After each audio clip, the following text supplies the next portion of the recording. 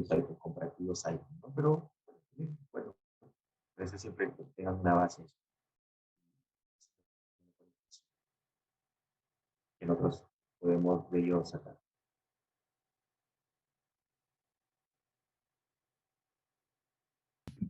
Doctor, buenas tardes. Disculpe, ¿puedo proyectar ya? Claro, Shirley, claro que sí. Vamos a ver.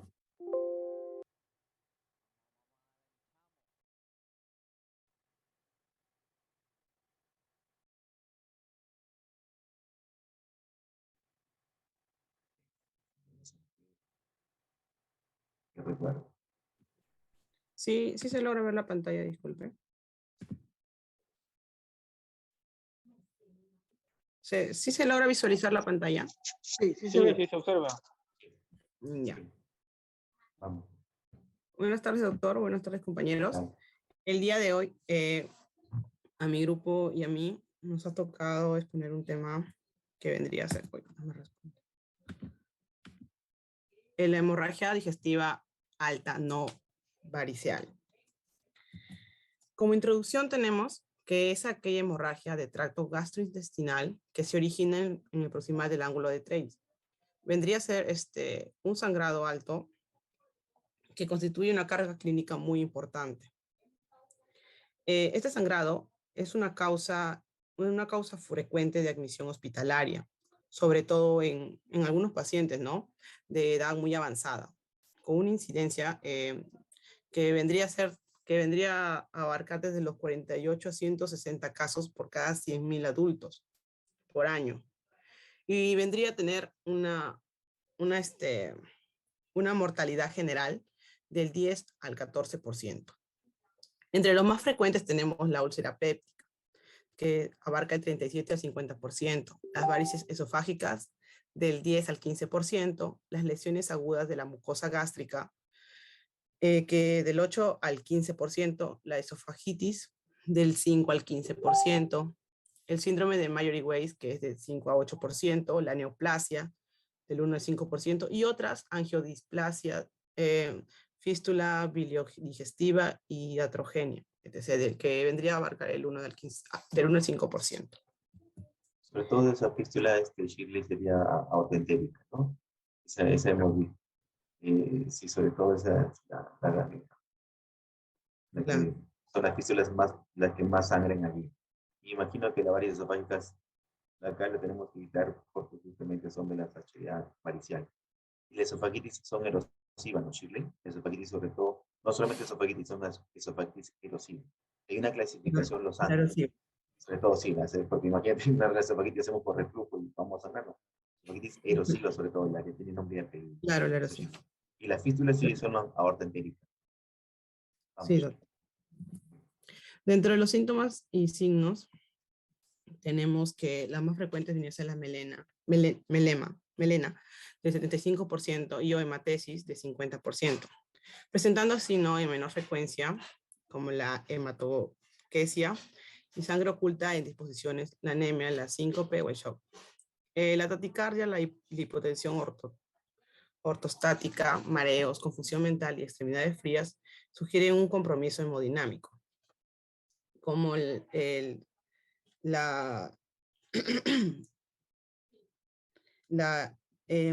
también debe incluirse con una rectorragia que viene acompañado de signos de hipovolemia.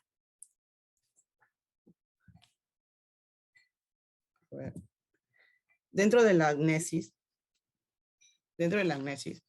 esta se puede orientar a la causa y preguntar por la historia previa o una infección de Helicobacter pylori, que aunque esta variedad de contextos clínicos pueden predisponer de esta patología, pero vendría a tratarse con uso de medicamentos gastrotóxicos, que vienen a ser los AINES o anticoagulantes, la historia gastrointestinal de un síndrome ulceroso, un reflujo gastroesofágico y una dispepsia.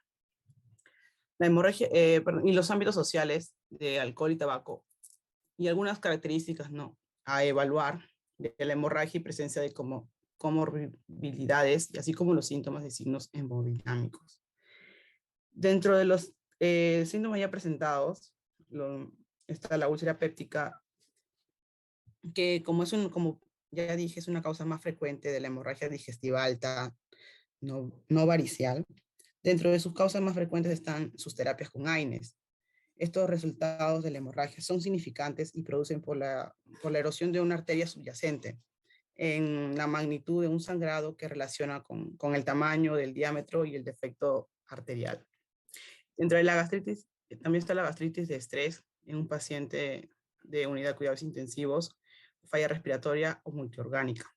La esofagitis, que es la odinofagia, reflujo gastroesofágico, el síndrome de Mayer-Weiss, náuseas y vómitos previos a la hematemesis, la neoplasia, con la que baja de peso involuntaria, disfagia, caquexia y suciedad precoz, la angiodisplasia, insuficiencia renal crónica, telangiectasia hemorrágica hereditaria y la fístula de aorto entérica, aneurisma aórtico actual previamente tratado y la ectasia vascular del antro gástrico, que vendría a ser una falla renal, una cirrosis.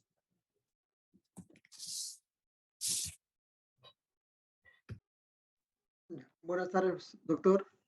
Siguiendo con la exposición, bueno, primero, para cuando llega un paciente con este tema de una hemorragia digestiva alta, tenemos que tener en primer punto es un enfrentamiento inicial, o sea, un primer paso que se debe hacer antes inclusive de su anamnesis con su examen físico. Para ello tenemos que evaluarlo su estado general del paciente, sus signos vitales, su hidratación, el estado de conciencia, la coloración mucocutánea, para poder asegurar una estabilidad y según ello ya poder examinarlo de una manera correcta. Muchas veces se utilizan medidas de reanimación, por ejemplo, como la evaluación ABC, que es por vía aérea, ventilación y la circulación. En este caso, muchas veces el paciente llega con una cavidad oral llena de sangre, en la cual debe aspirarse, o si no, debe el paciente tenerlo de un lado de cúbito, lateral izquierdo, para poder evitar aspiraciones.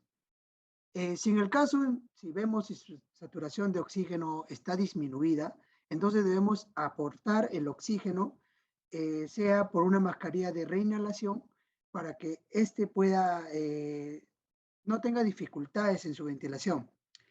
En algunos casos también se instala lo que son 2 vías venosas periféricas en cada extremidades para a la vez aprovechar lo que es extraer sus muestras sanguíneas, que eso lo voy a ir explicando detalladamente más adelante. Es muy importante cuando un paciente llega con este tipo de la hemorragia digestiva alta, al menos conocida como la no varicosa, de que ver sus síntomas claves. Por ejemplo, puede llegar con una hematemesis, como sabemos, que son los vómitos en la sangre, una melena, que muchas veces son de posiciones negras, que va a depender mucho para nuestro diagnóstico. Ahora, cuando hablamos de un examen físico, la inspección inicial son sus signos vitales, como lo habíamos dicho, considerando su presión arterial, frecuencia cardíaca, frecuencia respiratoria, saturación de oxígeno. En algunos casos es importante también buscar lo que son estigmas de los daños hepáticos. Muchas veces son crónicos, como una ictericia, una atrofia muscular, un eritema en las palmas. A la vez también, si el paciente presenta un dolor abdominal, se debe precisar lo que son exámenes radiológicos. Siempre también, ante toda hemorragia digestiva, se debe realizar, es muy importante, el tacto rectal para poder valorar la presencia, sea de los síntomas que hemos considerado. Aunque esto se considera como una hemorragia digestiva baja, pero algunos editores lo toman en cuenta. Siguiente. Así es. Así es. Sí, vamos. Siguiente.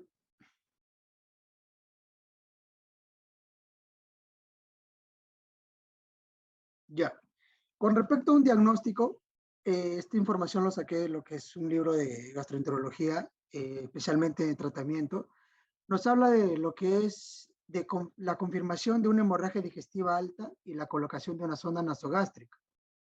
En la mayoría de casos de un paciente con hemorragia como de origen alto, el 85% de estas vienen a ser graves, aunque mayormente son de origen que puede tener una manifestación con síntomas muy complicados, pero a la vez una colocación de la sonda nasogástrica va a permitir confirmar la hemorragia, al menos en algunos estudios, un aspirado con sangre que tiene un valor pronóstico que puede predecir una mayor probabilidad y una necesidad de una endoscopía precoz. Pero el sondaje nasogástrico no ha sido demostrado útilmente ni para monitorear ni para la limpieza del estómago previa en la endoscopía, pero sí se utiliza para retirarse en valorar lo que es un aspirado gástrico. Siguiente. O sea, quiere decir, en todo momento se usa. ¿Cómo? Quiere decir, en todo momento se usa la sonda nasogástrica, caso de HDA. No quiera No. que sea varicela o no varicela. No. Cilindro. Exacto. No. No. Sí. Solamente nada más lo vamos a utilizar siempre y cuando, como tú dices, de repente valorar si ese paciente sigue sangrando. Si es de repente para descartar, nosotros si es una hemorragia digestiva alta totalmente. Si es sangre Sí. en rojo rutilante, estamos frente a una HDA y no hay ningún problema.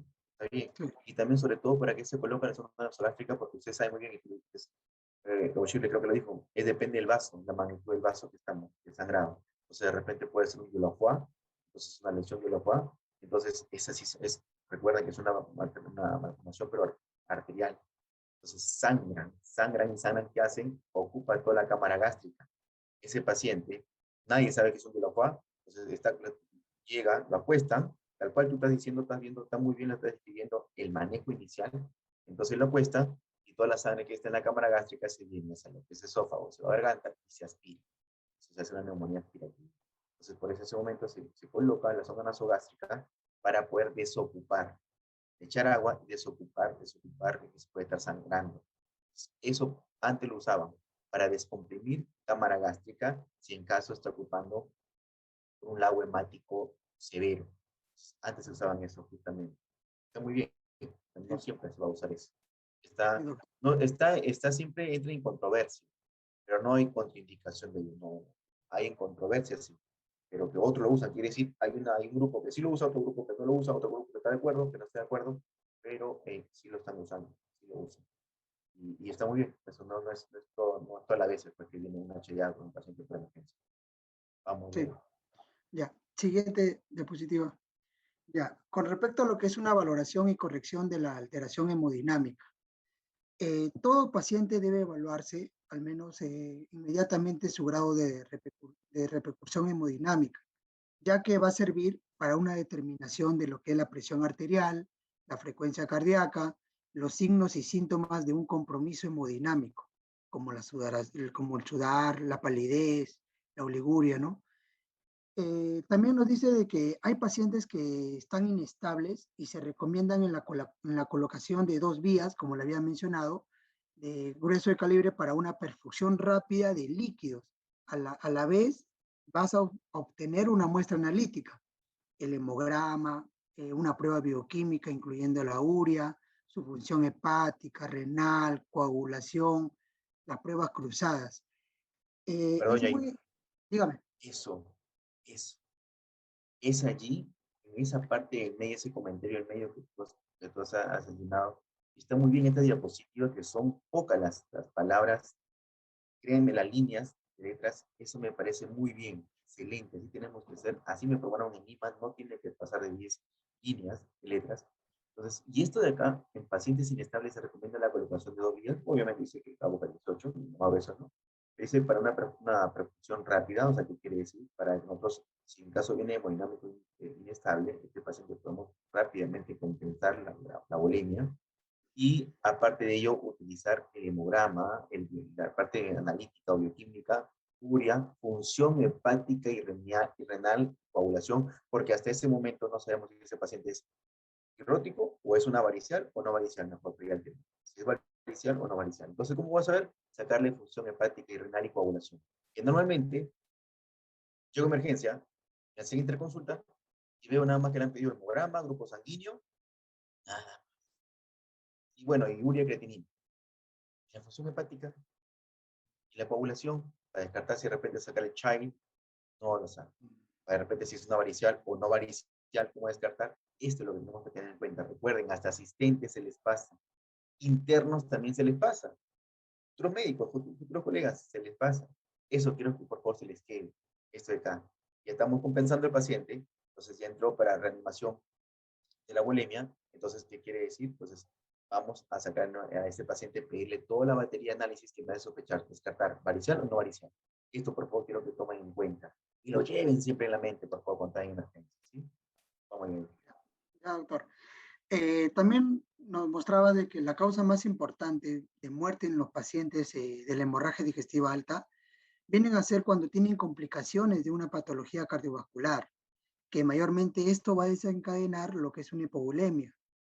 Y tenemos que ver la corrección precoz de esta hipotensión que va a reducir de manera significante lo que es la mortalidad.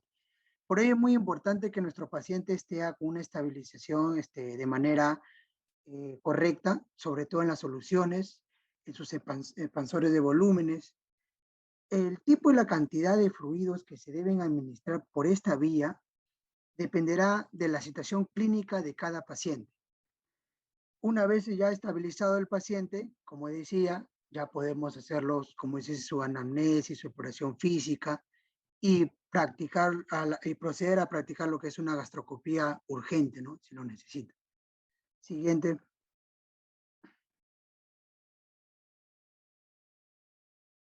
Ya. Corrección de la anemia y alteraciones de la coagulación. La indicación de la transfusión se va a establecer muy importante en lo que son varios factores, el grado de la repercusión hemodinámica, tanto que va a ser la existencia del sangrado activo. En ausencia de una hipoperfusión tisular, la enfermedad coronaria o hemorragia se recomienda que haga una transfusión con una cifra de hemoglobina menor de 70 gramos por litro para poder alcanzar entre los 89 y 90.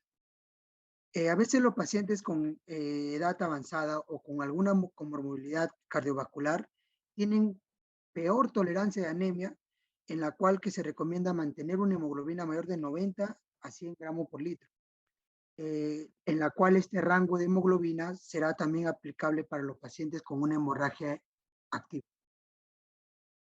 Con respecto a lo que son los trastornos de coagulación, se va a recomendar utilizar la utilización de lo que es el plasma, sobre todo en los pacientes con algunas alteraciones de la coagulación o tratados con anticoagulantes, que muchas veces presentan valores supraterapéuticos. Siguiente. Esa hemoglobina sacándole en decilitros es 7, ¿no?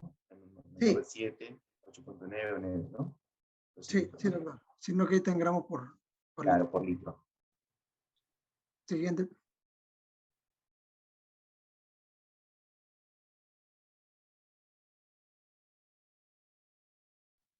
Ya. La gastroscopía es una valoración diagnóstica y terapéutica inicial a la vez.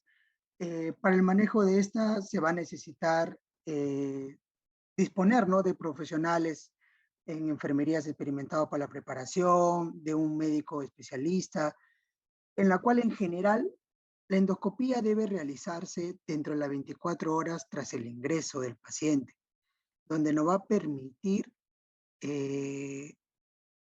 ver la estratificación del riesgo de recidiva y el tratamiento endoscópico del paciente de alto riesgo, a la cual nos aconsejan siempre de que debemos tener variables muy precoz. Dentro de ello está el aspirado de sangre, fresca por sonda nasogástrica, lo que es la inestabilidad hemodinámica, la hemoglobina y el recuento de leucocitos. En pacientes con un síndrome coronario agudo o con sospecha de perforación, puede ser necesario diferir lo que es la endoscopía. Siguiente. Ya. Tenemos una valoración pronóstica. tanto antes como después de la endoscopía, se debe realizar esta valoración como un instrumento de soporte para nosotros para poder usarlo en lo que es la clasificación de esta hemorragia digestiva alta. Tenemos dos tipos de escalas. La escala de Blatchford, como estamos mostrándolo en la imagen, en la cual se utilizan datos clínicos y los de laboratorio. Mientras que tenemos la otra escala que lo vamos a ver en la siguiente diapositiva, que es conocida como la de Rockall, que va a incluir las variables endoscópicas. Esto va a servir para identificar a un pequeño subgrupo de pacientes de muy bajo riesgo o de alto riesgo, en la cual sí, se va a necesitar que sigan de alta o se sigan internados. En la escala de Blatchford, como podemos verlo ahí, sus parámetros son la urea, la hemoglobina, la presión arterial sistólica y otros parámetros, como la insuficiencia cardíaca, la insuficiencia hepática, la presentación de síncope, la presentación de melenas, en la cual la puntuación mínima es 0 y la puntuación máxima es 23. Siguiente. Ya, ahí vemos la escala de Rockall, en la cual la diferencia, como le decía, vendría a ser la variable endoscópicas. Se consideran la edad, el shock, la comorbilidad, también los estigmas endoscópicos del sangrado reciente. Igual, la puntuación es 0, pero su puntuación máxima acá, en este caso, va a ser 11. Si las categorías van a ser, si es alto, mayor de 5, intermedio de 3 a 4, y si es bajo, de 0 a 2. Siguiente. Ya, con respecto a un tratamiento. Cuando hablamos de un tratamiento, primero hablamos de un tratamiento endoscópico, en la cual que se lleva a primero en las 12 horas que se logra observar el sitio de la hemorragia, en un porcentaje de 41%, y vamos a observar lo que es el estado de la mucosa y la localización exacta de esta lesión y su tamaño. Pero esta va a ser clasificado y evaluado con lo que es la clasificación de Forrest-Line, como lo mostramos ahí en la imagen. Tenemos en un cuadro, presentamos los grados, las descripciones de la lesión, y en el siguiente podemos verlo cómo es mediante una endoscopía cada uno de ellos. Cuando hablamos de un sangrado activo y de aquellos con un base visible no sangrante, estamos hablando del Forrest 1, que mayormente su tratamiento endoscópico va a reducir significantemente lo que es la probabilidad de recidiva y va a necesitar de lo que vendría a ser una cirugía urgente y de una mortalidad. En el caso de lo que es el Forrest 2, en lo que habla del coágulo 2B, el coágulo fresco adherido, nos recomienda lo que es un lavado vigoroso y realizar también un tratamiento en función de la lesión. Si no se desprende el coágulo, entonces se recomienda lo que es un tratamiento por inyección. Y finalmente que tenemos lo que es una úlcera limpia o con una mancha de hematina, como lo podemos ver ahí, que no está indicado en un tratamiento endoscópico, pero tiene una probabilidad muy baja, que es menor de 5%. Siguiente.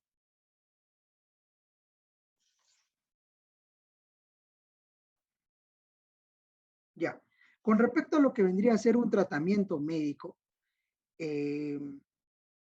bueno, yo había encontrado, doctor, de que decían de que al inicio de estos medicamentos no se aplicaba en pacientes con no varicosa, pero en algunos casos sí se demostraba de que tras hacerlo una terapia endoscópica, el paciente era necesario aplicarlo lo que es una inhibición de bomba de protones por vía intravenosa, ya que va a reducir así el riesgo de lo que es una hemorragia y la necesidad de una cirugía o su mortalidad. Nos daban una... Dígame. Sí, ahí estamos bien. Pero tenemos que ver el fundamento, porque eso de allí viene desde emergencia, ¿cierto? Ya ante una HDA no varicial, ya hemos descartado que no es varicial. Está muy bien, ese es el tratamiento inicial farmacológico de lo que es una HDA, pensando que puede ser una UP, una ultrapéptica o una LAN, es una buena mucosa gástrica, ¿no? Está muy bien la dosificación y todo, por la nutrición, todo eso. Pero ¿cuál es el fundamento de por qué nosotros administramos el omeprazol? Realmente es un IRP, ¿no es cierto? Para disminuir al gran porcentaje la liberación de ácido rehídrico, ¿cierto? Sabemos que ante un sangrado siempre hay la formación de filina, ¿cierto? Como un tapón de filina, que eso supone que es la que nos va a dar la hemostasia natural, perfecta. Gracias a Dios que no creo así. Entonces, si nosotros liberamos más ácido, esa filina se va y se rompe el tapón y sigue sangrando. Esa es la razón. En ese momento al paciente lo bombardeamos de omeprazol para inhibir al máximo la liberación de ácido clorhídrico y por lo tanto el pacientito, entonces al momento de entrar a la endoscopía, obviamente ese es un estrés por el paciente, obviamente no entra feliz a que le hagan su endoscopía, va a estar nervioso desde ya porque está sangrando, está bajo su hemoglobina, va a estar algo de repente, el paciente entra en un estrés totalmente emocional y por eso el estrés también no solamente se libera ácido, también se libera bilis. Son dos sustancias ácidas y alcalinas, que eso me van a jugar mal en contra del paciente para contra esa úlcera que tiene. Es por eso que nosotros colocamos esa bomba de infusión omeprazol, que le ayude por la forma natural que se coagule ese vaso o esa herida, esa úlcera en este caso, en los vasos que han sido rotos, se proponen concluir. Esa es la razón ideal, por eso que bombardeamos así bomba de infusión, hasta que la hagamos, hasta hacerlo endoscopia. Sí, yo te voy a decir, vamos a ir agregando algunas cositas. Ya, sí, porque yo lo había encontrado de que no se recomendaba en ningún caso de una hemorragia digestiva alta no maricosa. Por eso que... ¿Vale? No maricosa. En el caso de lo que son los antagonistas como los derivados de la somatostatina. Ah, ya no, eso estamos hablando. No, eso estamos hablando del tratamiento varicial. Sí, La terlipresina, ¿no es cierto? El octapide, sí.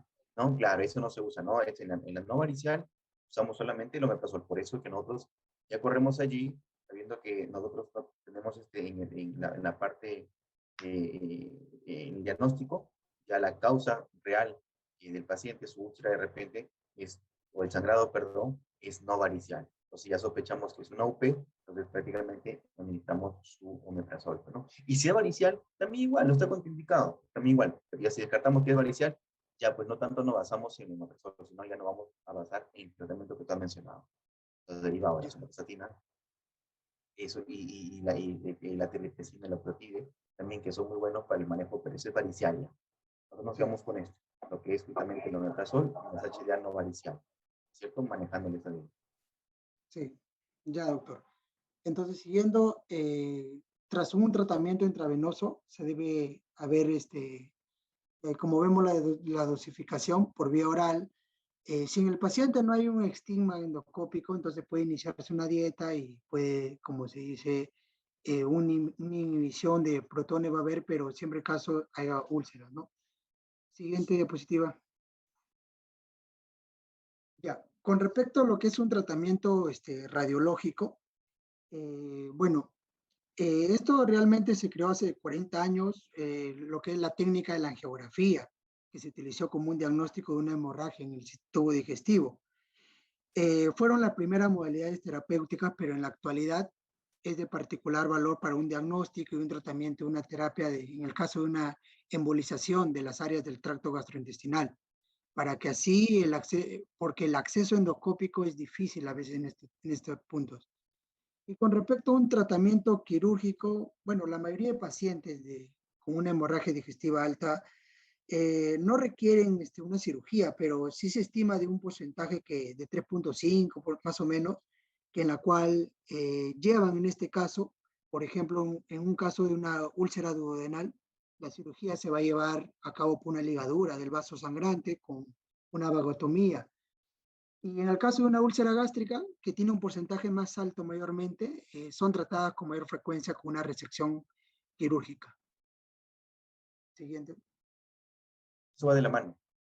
El radiológico que estoy viendo que hace 40 años, incluso más antes todavía, se ha descubierto.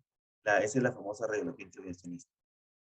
Sí. Antes, como no había mucho en lo que es la endoscopía, hacíamos nosotros se hacía un tipo de reloj intervencionista, en este caso se hacía la arteriografía más embolización ultra selectiva. Entonces veíamos de qué tronco, de qué ramas venía justamente la curvatura mayor o la curvatura menor. Entonces hicieran de grueso calibre esos vasos, según la arteriografía, hacían la embolización ultra selectiva. Y si de ello no mejoraba o no se cohibía el sangrado, seguía el paciente entrando en anemia, se hacía justamente eso. Es la operación, la cirugía, la vagotomía. Hacían allí, incluso resecciones, como tú pones ahí, resecciones quirúrgicas, claro, porque primero queremos la vida del paciente, que pues pierda una mitad de estómago, un cuarto de estómago, pues que muera, estamos nosotros al estómago ingresar a una cirugía. Pero ahí justamente nos faltó lo que son los tratamientos endoscópicos. En caso, retrocedemos en las imágenes de la endoscopía, ¿sí? En los forrex. Allí, yo justamente entrando a una endoscopía de urgencia o de emergencia a las 12 horas, urgencia a las 24. Entonces, encontrando ese paso que está a chorro, entonces con una eyección bárbara, hay tratamientos endoscópicos, nosotros no tenemos que hacer. Antes se hacía la monoterapia, se inyectaba adrenalina, antes, mucho más antes, los maestros nos decían, antes usábamos adrenalina o epinefrina. Es más, antes se colocaba mediante ese endoscopio agua helada, sabiendo que lo congelado, lo helado, lo frío, es un vaso con fricción, ¿cierto? Entonces, imagínense que con eso acumulaba ante la falta y escasez de la adrenalina o el epinefrina. Nosotros nos conocemos como la lipoterapia. Antes se usaba. Inyectaba, cohibía, bájenlo por fuera a piso, y listo, ya hay que mandar a su casa. A las 24 horas, 48 horas, sangraba. Caía 2 gramos de hemoglobina. ¿Cómo se llama eso? Resangrado. Resangrado. Y allí, donde se dice y se crea la famosa second look, que significa una segunda visualización o inspección de lo que se ha hecho en endoscopía bajo otros terapéutica de indicoterapia. Entonces dijeron, aumentaron los casos de recidivas, entonces dijeron, no, vamos a hacer lo siguiente, vamos a tener que ver entonces, ante esa inyectoterapia que no cohibía, la terapia doble. ¿Qué es la terapia doble? Perfecto. Para poder nosotros, mientras más terapia, mejor. Solamente 2 terapias nomás la que se necesita suficiente con eso, porque se ha visto